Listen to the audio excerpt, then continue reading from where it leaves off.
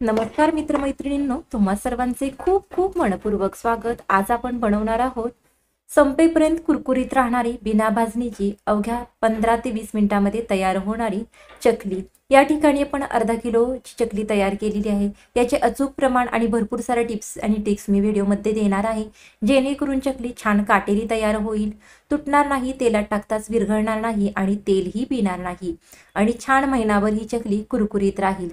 तर या पद्धतीने तुम्ही ही चकली करून पहा। या ठिकाणी तुम्ही बघू शकता चकलीला किती सुंदर काटे आलेले आहेत।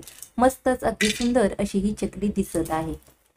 या ठिकाणी तुम्ही पाहिलत ना, चकल्या किती छान कुरकुरीत झालेल्या आहेत। चला तर आपल्या रेसिपीला सुरुवात करूया।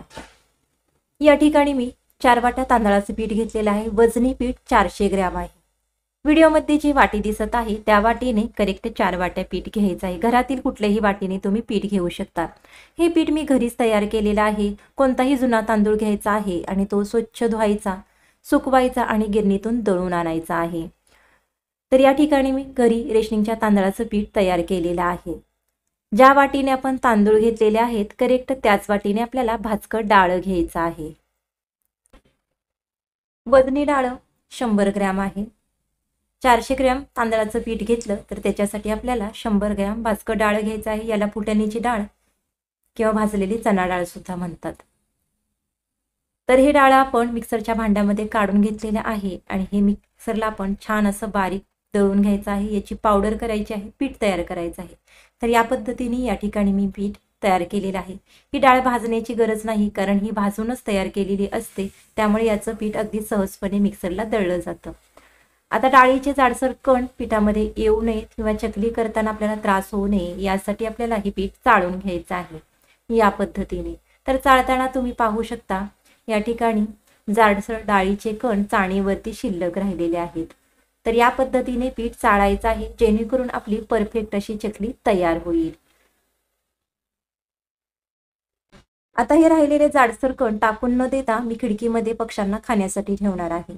तर यानंतर आपल्याला चाळणीवरती तांदळाचं पीठ काढून घ्यायचं आहे आणि हे सुद्धा चाळून घ्यायचं आहे, कारण हे पीठ आपण घरी तयार केलेलं आहे, गिरणीतून दळून आणलेलं आहे। याच्यामध्ये जाडसर तांदळाचे कण शिल्लक राहिलेले असू शकतात। जरी आपण बारीक दळलं तरी सुद्धा जाडसर कण शिल्लक राहतात। या ठिकाणी तुम्ही चाळणीवरती पाहू शकता तांदळाचे जाडसर कण शिल्लक राहिलेले आहेत। रेडीमेड पीठ घेतलं असेल तर ते चाळण्याची गरज पडत नाही, पण आपण हे घरी तळलेलं आहे त्यामुळे चाळून घेतलेलं आहे। तांदळाचे राहिलेले कण सुद्धा मी खिडकीमध्ये पक्ष्यांना खाण्यासाठी ठेवणार आहे। याच्यानंतर आपल्याला लागणार आहे पाववाटी तेल। तर ज्या वाटीने तांदळाचं पीठ मोजून घेतलेलं आहे त्याच वाटीने आपल्याला पाववाटी तेल घ्यायचं आहे। तेलाचं प्रमाण व्यवस्थित मोजून घ्यायचं आहे। तर गॅसवरती तेल कडकडीत गरम करून घेतलेलं आहे। या तेलाचा आपल्याला मोहन घालायचा आहे, जेणेकरून चकली छान खुसखुशीत होण्यासाठी मदत होईल। गार तेल घातलं तर चकली कडक होऊ शकते, जास्त कुरकुरीत होईल। तर आपल्याला जास्त कडक चकली न बनवता कुरकुरीत आणि खाताना थोडी खुसखुशीत सुद्धा लागायला हवी, यासाठी गार तेलाचं मोहन न घालता आपल्याला या पद्धतीने कडकडीत गरम तेलाचं मोहन घालायचं आहे। तेल गरम आहे यासाठी सुरुवातीला आपण ते चमच्याने मिक्स करून घेतलेलं आहे। तेल हलकंसं थंड झाल्यानंतर या पद्धतीने पिठाला ते व्यवस्थित चोळून घ्यायचं आहे। दोन्ही हाताचा वापर करून पिठाच्या एक एक कणाला तेल व्यवस्थित लागलं पाहिजे, तेलाचं मोहन व्यवस्थित लागलं पाहिजे, यासाठी व्यवस्थित पिठाला तेल चोळून घ्यायचं आहे। तेलाचं मोहन व्यवस्थित झालेलं आहे की नाही हे बघण्यासाठी या पद्धतीने पिठाचा मुटका करून घ्यायचा आहे। व्यवस्थित मुटका तयार होत आहे, तेलाचं प्रमाण आपलं व्यवस्थित झालेलं आहे। आता यानंतर आपल्याला काही मसाले ॲड करायचे आहेत। आवडीप्रमाणे लाल मिरची पावडर घालायची आहे। 1.5 चमचा या ठिकाणी मी लाल मिरची पावडर घातलेली आहे। 1.5 चमचा पांढरे तीळ घातलेले आहेत। अर्ध्या चमच्याला थोडीशी कमी या ठिकाणी हळद घातलेली आहे। हळद खूप देखील घालायची नाही, कारण चकली तळली गेली की नाही हे आपल्याला समजत नाही, यासाठी हळद घालताना अगदी थोडीशी घालायची आहे। अर्ध्या चमच्याला थोडे जास्त या ठिकाणी आपण ओवा घातलेला आहे, तो हातावरती व्यवस्थित चोळून घालायचा आहे, जेणेकरून ओव्याचा छान असा फ्लेवर चकलीच्या पिठामध्ये उतरेल। तर 1 चमचा जिरा पावडर, 1 चमचा धना पावडर घालायची आहे आणि चवीप्रमाणे मीठ 1.5 चमचा या ठिकाणी मी मीठ घातलेलं आहे। सर्व साहित्य व्यवस्थित या ठिकाणी आपण आता पिठामध्ये मिक्स करून घेऊया। मसाल्यांचं प्रमाण तुमच्या आवडीप्रमाणे तुम्ही कमी जास्त करू शकता। धना जिरा पावडर घाला, जेणेकरून चकलीला छान अशी चव येईल। तर या पद्धतीने हाताने मी सर्व मसाले पिठामध्ये व्यवस्थित मिक्स करून घेत आहे। चकलीचं पीठ मळण्यासाठी या ठिकाणी पातेल्यामध्ये मी पाणी गरम करून घेतलेलं आहे। अर्ध पातेलं पाणी गरम केलेलं आहे।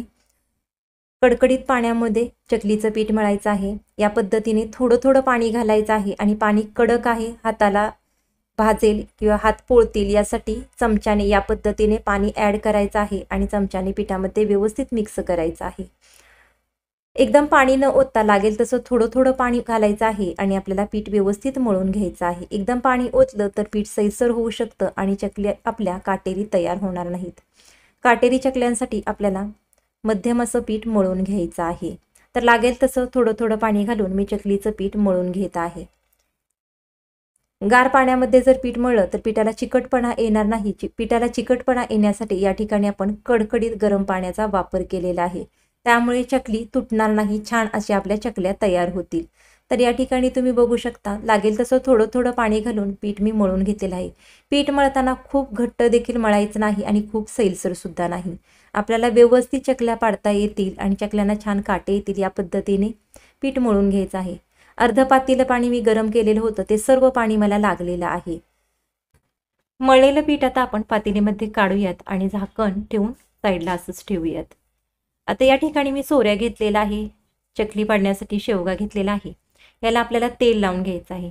तेल लावल्यामुळे काय होईल, चकलीचं पीठ सोऱ्याला किंवा चकलीच्या साच्याला चिकटणार नाही, यासाठी आपल्याला चकतीला आणि सोऱ्याला आतून व्यवस्थित तेल लावायचं आहे। छान अशा काटेरी चकली तयार होण्यासाठी या ठिकाणी दुसरी महत्त्वाची टीप आपल्याला लक्षात ठेवायची आहे।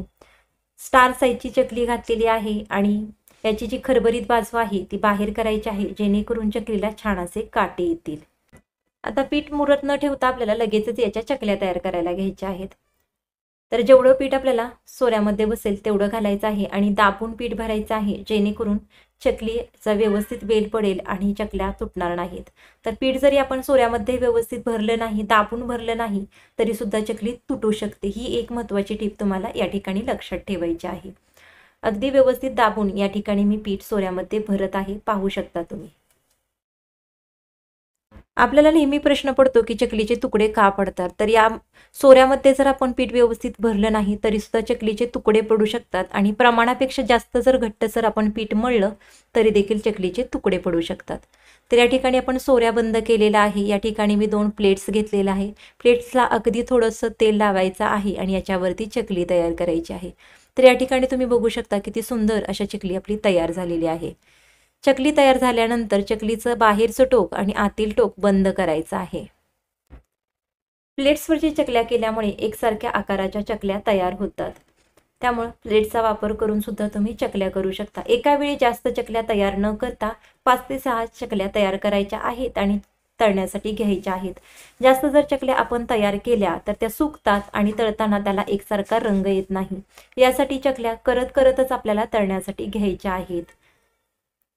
तर या ठिकाणी तुम्ही पाहू शकता अगदी सुंदर काटेरी चकल्या तयार झालेल्या आहेत।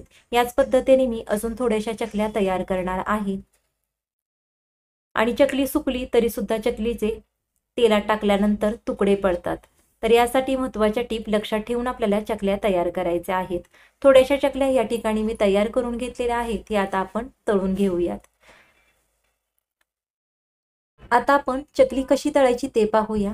चकली तळण्यासाठी गॅसवरती तेल कडकडीत गरम करून घेतलेलं आहे आणि या पद्धतीने उलटणावरती चकली घेऊन हलक्या हाताने तेलामध्ये सोडायची आहे, जेणेकरून तेल आपल्या अंगावरती उडणार नाही। तर ही एक पद्धत झाली। दुसऱ्या पद्धतीमध्ये आपण आता एक झारा घ्यायचा आहे, झाऱ्यावरती प्लेट उलटी करायची आहे आणि चकली तेलामध्ये सोडायची आहे। आता आपण हाताने चकली तेलामध्ये कशी सोडायची ते पाहूया। हलक्या हाताने चकली उचलायची आहे, दुसऱ्या हातावरती घ्यायची आहे आणि परत या पद्धतीने तेलामध्ये सोडायची आहे।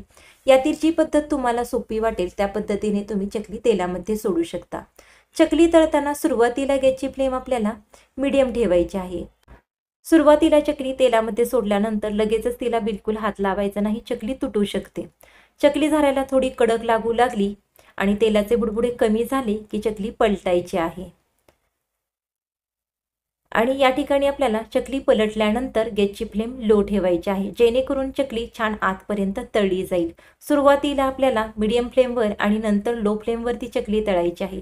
चकली जशी तळली जाईल तसे तेलाचे बुडबुडे कमी होऊ लागतात आणि चकली छान आतपर्यंत तळली जाते। हाय फ्लेमवरती जर चकली तळली तर चकली आतून मऊ राहील आणि बाहेरून कडक होईल आणि थंड झाल्यानंतर चकल्या मऊ पडू शकतात। यासाठी तळताना आपल्याला काळजी घ्यायची आहे। तर या ठिकाणी तुम्ही बघू शकता चकली जशी तळली जाईल तशी तेलाचे बुडबुडे कमी होऊ लागलेले आहेत आणि चकली तळली गेली आहे की नाही हे कसं ओळखायचं ते आता आपण पाहूया। चकली जशी तळली जाईल तशी तेलाचे बुडबुडे पूर्णपणे कमी होतात आणि चकली खाली तळाला जाऊन बसते। या ठिकाणी तुम्ही पाहू शकता। तर चकली छान अशी आतपर्यंत तळली गेलेली आहे, तेलाचे बुडबुडे पूर्णपणे कमी झालेले आहेत। आता तयार झालेली चकली आपण काढून घेऊयात। तेल नितळायचं आहे आणि या पद्धतीने चकली झाऱ्यावरती काढून घ्यायची आहे। परफेक्ट अशी चकली तयार झालेली आहे। उरलेले सुद्धा चकल्या आपल्याला याच पद्धतीने तळायचे आहेत। तळताना आपल्याला मीडियम फ्लेमवरती तळायचे आहेत। चकली कडक लागू लागली की गॅसची फ्लेम लो करायची आहे आणि तेलाचे बुडबुडे पूर्णपणे कमी झाले की चकली आपल्याला तेलातून काढून घ्यायची आहे। हे तळतानाच्या महत्त्वाच्या टिप लक्षात ठेवा। चकलीचं पीठ मळताना कडकडीत गरम तेलामध्ये मळायचं आहे। तेलाचं मोहन घालताना व्यवस्थित घाला, जसं व्हिडिओमध्ये सांगितलेलं आहे त्याप्रमाणे। तेलाचं मोहन जर जास्त झालं तरी सुद्धा चकली तेलात टाकताच विरघळू शकते। काही महत्त्वाच्या टिप्स सांगितलेल्या आहेत, साहित्यांचं प्रमाण जे सांगितले आहे त्याप्रमाणे तुम्ही चकल्या नक्की बनवून पहा। या पद्धतीनं तुमच्यासुद्धा मस्त कुरकुरीत काटेरी चकल्या तयार होतील। चकल्या व्यवस्थित कडक राहण्यासाठी हवाबंद डब्यामध्ये ठेवायच्या आहे, छान महिनाभर कडक राहतात आणि संपेपर्यंत बिलकुल त्या नरम पडत नाहीत। या पद्धतीने केलेली चकली तेल सुद्धा जास्त पीत नाही, तेलात विरघळत नाही, संपेपर्यंत छान कुरकुरीत राहतात। तर नक्की या पद्धतीने चकली बनवून पहा, कशी झाली ते कमेंट करून सांगा। आवडली